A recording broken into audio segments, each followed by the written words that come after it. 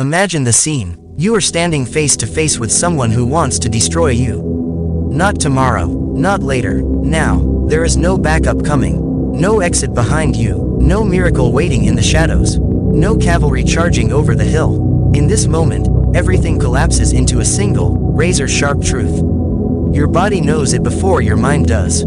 The primal alarm system that kept your ancestors alive for 1,000,000 years is now screaming at you with every fiber of its being. Fear tightens your chest like a vice. Your heartbeat climbs into your throat. Your hands begin to tremble. Your vision narrows. The world around you seems to slow down and speed up at the same time. Your instincts scream for escape, for fight, for anything but standing here, exposed, vulnerable, face to face with the possibility of harm. But then, another possibility emerges.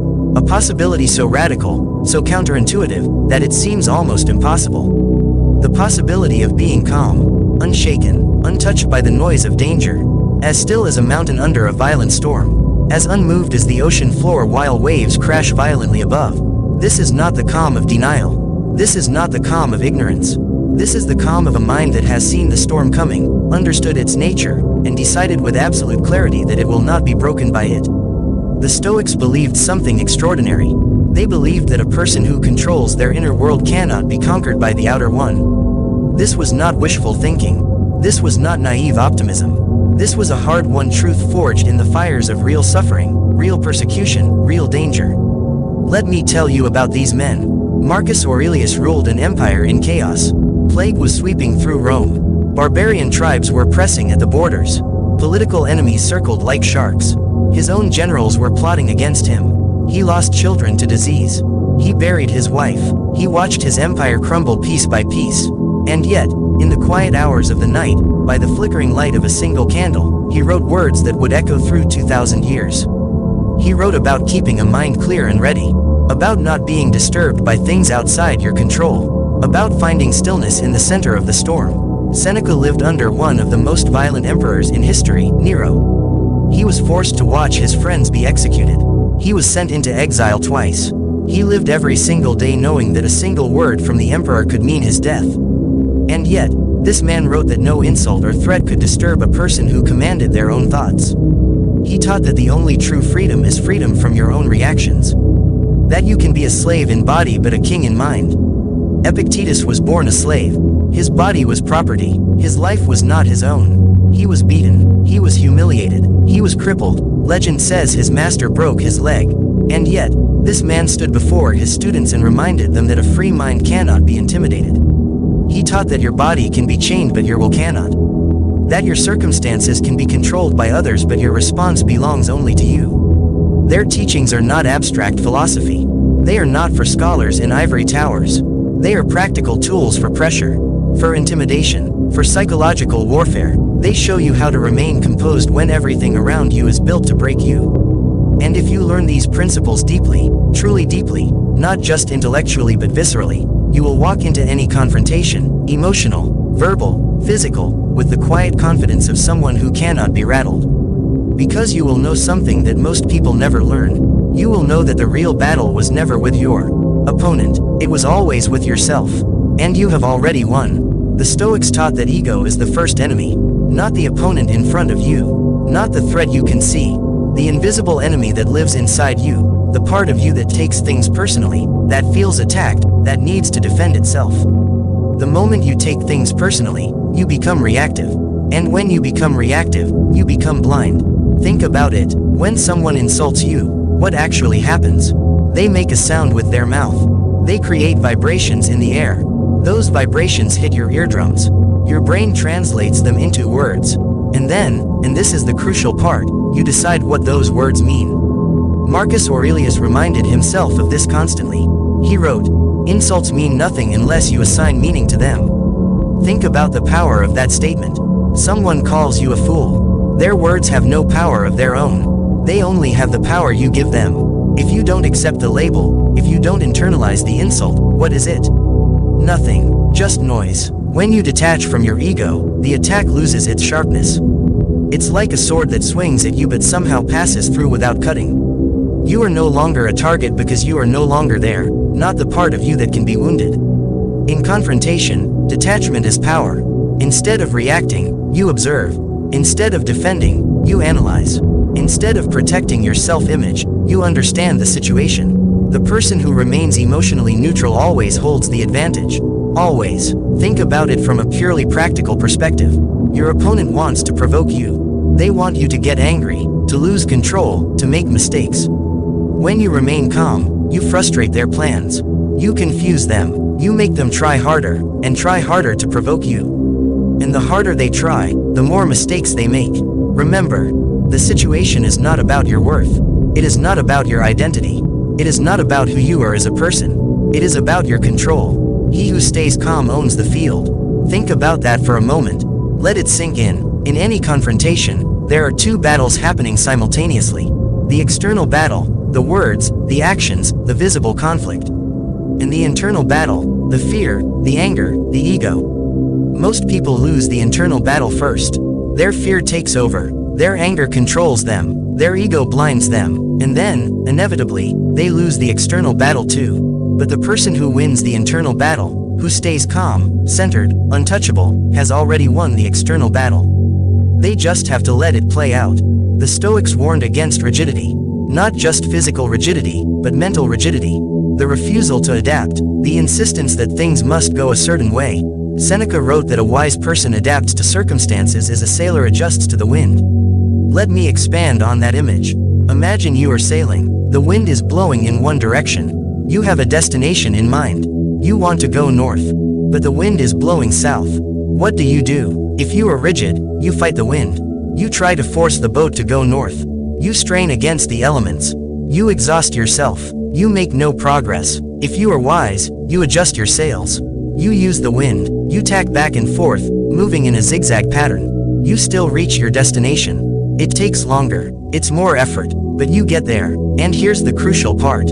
By adapting, you not only reach your destination, you become a better sailor. You learn to read the wind. You learn to anticipate changes. You become more skilled, more capable, more resilient. When you cling to a single outcome, you become predictable. And predictability is vulnerability. Your opponent knows what you're going to do. They can plan around it. They can set traps for you. They can exploit your rigidity. But when you release fixation, your mind becomes fluid. You see angles others miss. If someone expects anger, you offer silence. If someone expects resistance, you shift your stance. If someone expects fear, you show stillness. Flexibility disarms an opponent long before the conflict peaks. It makes you unpredictable. It makes you unreadable. It makes you impossible to pin down. Rigidity is fear wearing the mask of strength. Think about it. Why do people become rigid? Why do they cling so tightly to positions, to outcomes, to expectations? Because they're afraid. They're afraid of losing. They're afraid of looking weak. They're afraid of being wrong. They're afraid of uncertainty. But the Stoic is not rigid. The Stoic is water, and water wins by flowing around obstacles, not by smashing into them. Water is patient. Water is persistent. Water finds the path of least resistance. Water never fights, it simply flows. And in the end, water always wins. It carves canyons. It moves mountains. It shapes the very landscape of the earth. Not through force, through persistence, through adaptability, through the absolute refusal to be stopped. This is the Stoic way. Epictetus taught that the only thing under your control is your response. Everything else has countless paths, countless possibilities. A confrontation is not a narrow tunnel. It is a landscape with multiple elevations and exits. There is never just one way to handle a situation. Sometimes strength is speaking with precision, delivering your point with clarity and conviction, standing your ground with words that cut through the confusion. Sometimes strength is waiting, letting the moment pass, letting the emotion dissipate, letting your opponent exhaust themselves while you conserve your energy. Sometimes strength is walking away entirely, removing yourself from the situation, choosing not to engage. Withdrawal is not weakness when it preserves your advantage. Think about it. What is the goal of a confrontation? Is it always to win? To prove your point? To dominate the other person? Often, the person who wins the argument doesn't actually win anything. They get the last word. They feel superior for a moment, but they've damaged relationships. They've burned bridges. They've created enemies. The person who walks away preserves their peace. They maintain their relationships. They save their energy for battles that actually matter. In arguments, silence can drain the aggressor faster than shouting ever will. Have you ever tried to argue with someone who won't argue back? It's frustrating, it's disorienting. You want to fight, but there's no one to fight with. You want to provoke, but there's no reaction. In negotiations, small concessions can position you for greater victories later. Think about it like chess. Sometimes you sacrifice a piece to gain a better position. Sometimes you retreat to lure your opponent into a trap. Sometimes you simply wait while your opponent makes mistakes. When you understand that there are always alternatives, you stop playing inside your opponent's frame. You stop reacting to their moves. You begin designing your own game. You become the architect of the situation rather than a pawn within it. This requires letting go of the need to be right, the need to have the last word, the need to prove yourself. It requires trusting that there are always other ways to get what you want. The mountaintop is the same no matter which path you take. The journey is different, the challenges are different, the view along the way is different, but the destination is the same. And, sometimes, the path that looks longer is actually shorter. The path that looks harder is actually easier. The path that nobody else is taking leads to the greatest rewards. The Stoics studied human nature with brutal honesty. They didn't idealize people. They didn't pretend that humans were inherently good or rational. They looked at human behavior honestly, clearly, and without illusion. And they believed that once you understand the roots of human behavior, you can predict the branches long before they grow. Most confrontations follow the same patterns. Anger often hides fear. Think about it. When someone is angry at you, what are they really feeling? Often, they're afraid of losing control, afraid of being exposed, afraid of being vulnerable. Insults often hide insecurity. When someone insults you, they're not really talking about you. They're projecting. They're showing you their own fears, their own doubts, their own inadequacies. Dominance often hides a collapsing sense of control. When someone tries to dominate you, they're compensating. They feel out of control. They feel powerless. They're trying to assert control over others because they can't control themselves. When you recognize these patterns, you stop being surprised. And when nothing surprises you, nothing destabilizes you. Think about the power of this. You walk into a confrontation. Your opponent does exactly what you expected. They get angry. They insult you. They try to dominate. But you expected all of this. You've seen it before. You know what drives it. You understand the fear, the insecurity, the desperation behind the behavior. So you don't react. You don't get angry. You don't take it personally. You just observe. And your calmness is the most disarming thing in the world. Because your opponent is trying to provoke a reaction. They want you to be like them, reactive, emotional, out of control. And when you refuse to give them what they want, they become confused. Desperate. They escalate. They make mistakes. Calm becomes natural because the storm is no longer unexpected. Pay attention to tone, posture, hesitation, intensity. People reveal more than they intend to. A slight tremor in the voice, a shift in the eyes, a tightening of the jaw, a pause before a response. These subtle cues reveal what's really going on. They show you the fear behind the anger, the insecurity behind the insult, the desperation behind the dominance. This awareness gives you an invisible advantage.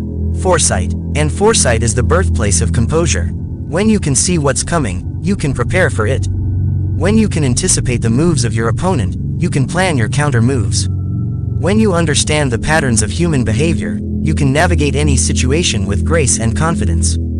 The Stoics trained their minds the way warriors trained their bodies. With discipline, with repetition, with an understanding that competence does not come from wishful thinking but from consistent practice. Marcus Aurelius rehearsed adversity so he would never be caught off guard. He would imagine the worst-case scenarios. He would practice his responses.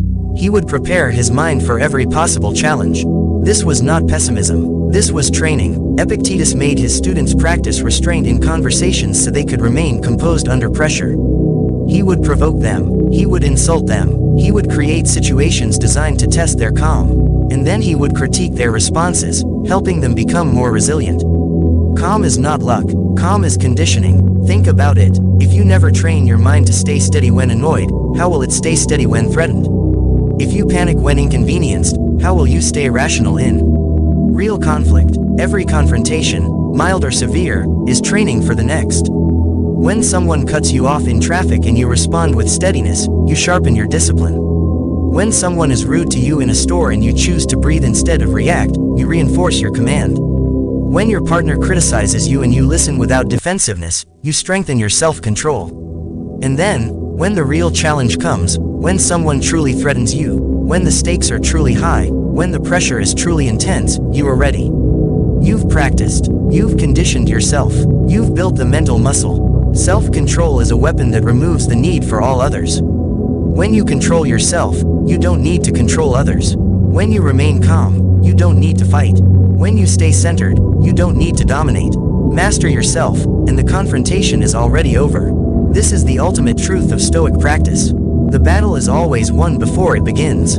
The victory is always achieved in the quiet moments of preparation. The essence of Stoic confrontation is simple. The world cannot shake a person who does not shake themselves. If you stop taking things personally, you become untouchable. If you stop fixating on outcomes, you become unreadable. If you embrace multiple paths, you become strategic. If you recognize patterns, you become impossible to deceive. If you train your mind daily, you become unbreakable. Most people live in reaction, not in choice. They don't choose their responses. They just react. They let their emotions decide. They let their opponents control them. They are pushed and pulled by every external force. They collapse under pressure because they never learn to face it with intention. But in a world full of people who react, the one who remains calm is the one who wins. The one who is always choosing, never reacting. Always intentional, never automatic. Always centered, never thrown off balance. So the next time someone challenges you, do not rush. Do not tremble. Do not shrink. Simply breathe. Because the moment you stay calm, the confrontation is already yours. This is not arrogance. This is not overconfidence. This is a simple recognition of how conflict works. The person who is calm controls the pace. The person who is calm controls the energy. The person who is calm makes better decisions. The person who is calm sees more clearly. The person who is calm wins. Not because they're stronger or smarter or more skilled, but because they haven't lost themselves. They're still in control. They're still capable of clear thinking. They're still the master of their own mind. The 5 principles we've explored today are not abstract concepts. They are practical tools that you can begin using immediately. When you stop taking things personally, you become immune to insult and provocation.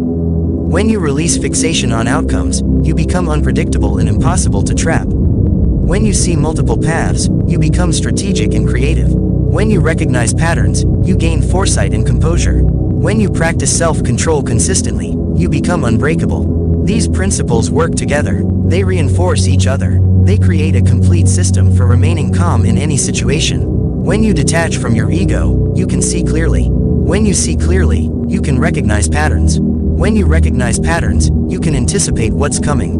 When you anticipate what's coming, you can prepare. When you prepare, you remain calm. When you remain calm, you maintain control. When you maintain control, you win. This is the Stoic way. This is the path to unshakable calm. Think about your own life. Think about the confrontations you face. The difficult conversations. The high-pressure situations. The moments when someone pushes your buttons. How do you respond now? Do you react emotionally? Do you lose control? Do you say things you regret? What would your life look like if you could remain calm in every confrontation? What would change? Your relationships, your career, your self-respect. The answer is everything. Everything would change. Because when you remain calm, you are no longer controlled by circumstances. You are no longer a victim of others. You are no longer at the mercy of your own emotions. You become free, truly free. Free to choose your response. Free to maintain your peace. Free to be the person you want to be, regardless of what's happening around you. This is the gift of Stoic philosophy. This is the secret that has been passed down through centuries from Marcus Aurelius to Seneca to Epictetus and beyond. It is available to you right now. In this moment, in every moment, the ancient Stoics understood something that modern psychology is only beginning to rediscover. That our thoughts are not events that happen to us, they are events that we create. That our emotions are not things we experience, they are things we choose. When you understand this, you understand your power. You are not a puppet pulled by strings of circumstance. You are the puppeteer. You are not a leaf blown by winds of fate. You are the wind itself. This is not denial of reality. This is not avoidance of problems. This is facing reality with eyes wide open and choosing your response with complete awareness. This is strength. This is courage. This is wisdom. So I invite you to begin. Start today, right now. The next time someone challenges you, remember these principles. Remember that the real battle is inside you. Remember that you are in control of your response. Remember that calmness is power. Breathe, center yourself, observe, choose, and watch what happens. Watch as your opponents become confused by your calm. Watch as your relationships transform. Watch as your stress disappears. Watch as your confidence grows. This is not a quick fix. This is not magic. This is a practice, a discipline, a way of life. It will take time. It will take effort. You will make mistakes. You will lose your calm sometimes. That's okay. That's part of the process. Every time you lose your calm and then recover it, you get stronger. Every time you react emotionally and then reflect on it, you learn. Every confrontation, every challenge, every difficult moment is training. Training that